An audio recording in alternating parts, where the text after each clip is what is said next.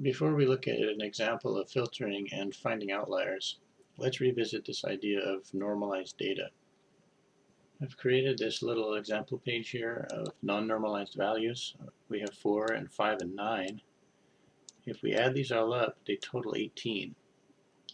And to get the average, of course, we divide them by 3, and the average of these numbers is 6. So if I put the average right here, average is 6.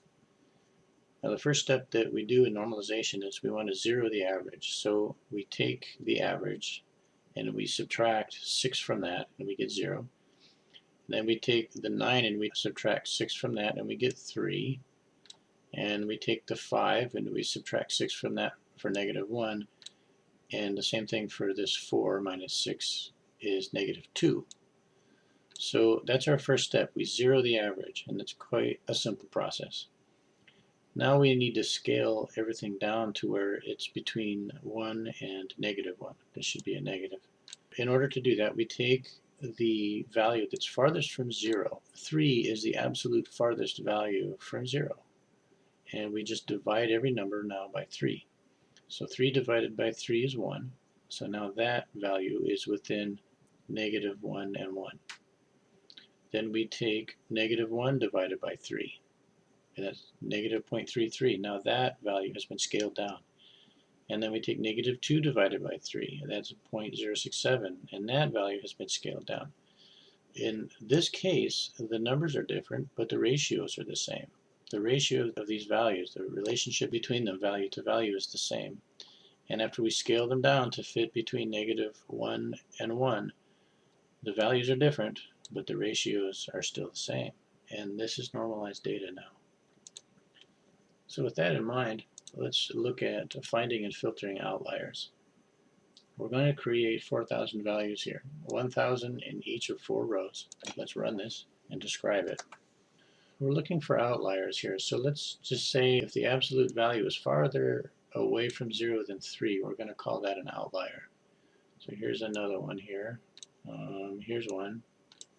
Here's another one, and here's another one. If we run these again, we can maybe get some more outliers. These are all still pretty close to 3, aren't they? 3.1. Oh, here's one. 4.09. That's really out there. Minimum and maximum. And they're going to be in these 2 rows, right? Minimum and maximum. Here's 2 outliers. Let's run another one. Yeah, here's another 4. So let's use this. This has some good outliers in it. And we can filter by row. Let's go into row 1 and see which numbers are greater than 3 in row 1. Run this. There's only 3 rows where we have outliers greater than 3. We know that the highest outlier is 4. So let's go into row 2 and check that. Which values in row 2 are greater than 3? Here's that value. We have these 2 expressions here. They're the same. We're going to use this code cell to deconstruct this operation. If we just say filter data, call that data frame, and we want any elements that are greater than 3, it's just going to give us back the head and the tail, and none of these are true. These are all false. So in order to see a true, let's lower our standards to 2 and see if we get any true. Okay, here's a true. There's 1 true in here. And of course this is going to be a positive because it's greater than 2. If we want to get the absolute value, we can use the numpy absolute value method. And we should also get negatives here if we use this. So let's run that. And here's a true. This is probably a negative. And here's a true. That was the original one we had, which is a positive.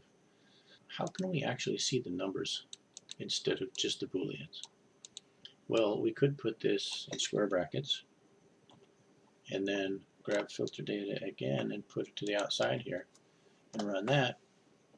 And here we've got 2 positives and a negative. But this still is not very useful for inspection because we can't see everything. For that, we can use this any method. First of all, it's going to eliminate any row that has no records. So we won't see any of these anymore. It's not going to return 1,000 rows anymore. The second thing that it's going to do is it's going to show these other values that don't fit. So let's try putting any in here. This is .any, and we have to tell it that we're running this on the one axis. And if we run this, it's going to give an error because it thinks we're requesting any on this 2. In order to tell any what we really want it to operate on, we need to put this inside some brackets and run it again. And now we're getting what we want. We only have 185 rows being returned now. So let's bump this up to our target, which is going to be 3. We want to define any value that's greater than 3 as outliers. And this gives us only about, what is this, 5? This gives us only 13 rows. So in each of these rows there's an outlier. There's one, there's one, there's one in this row, one in this row, one, here's our big one, right? Every row has an outlier. So we really don't need this anymore. Let's get rid of this with the DD. And now we want to take the sign of all these. What is the sign? Well, let's just run this np.sign on filter data and see what a sign is. What the sign does is it just tells us whether it's a negative or positive value. So it returns a positive 1 if it's a positive value, and it returns a negative 1 if it's a negative value. If we simply take the sign and multiply them by 3, then all of these outliers are going to be set to a maximum of 3. If it's a negative outlier, it will become a negative 3 because 3 times negative 1 is negative 3. So let's do that. So these came back as all true and we're setting them equal to. And this equal to sign is the same as saying in place.